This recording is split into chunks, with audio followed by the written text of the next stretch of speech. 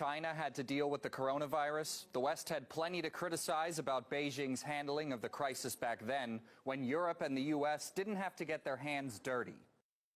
Rights-restricting measures should also be implemented with consideration to the public's willingness to comply with government control efforts.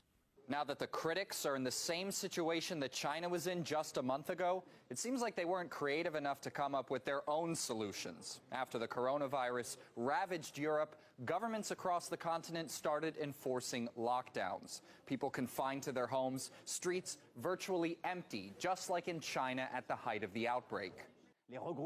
Outdoor gatherings, family get-togethers and social functions will no longer be permitted. Walking to meet friends in the park or on the street will no longer be possible. Any elderly daredevils that venture out of their homes could face hefty fines or even a police baton. And all the while, militaries across the continent are mobilizing. In Switzerland, it's the biggest since World War II. And in France, army convoys are becoming a regular sight in the suburbs. Si on me dit pas qu'on se prépare à être confiné, l'Arzise.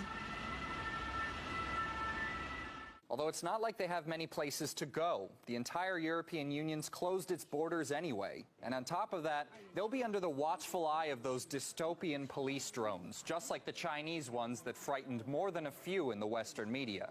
The country taking some extraordinary measures to contain this outbreak. Police are using drones equipped with a public address system to tell people to wear face masks and stay indoors. That's to stop the spread of coronavirus. And drones are flying up to people in public and yelling at them for not wearing masks. In fact, we're hearing of mask shortages. Drones, soldiers, lockdowns. Whenever communist China does it, the Western media loves to call it all authoritarianism. But what even makes these measures democratic or not? At a time of crisis, shouldn't people be focusing on which measures are the most effective?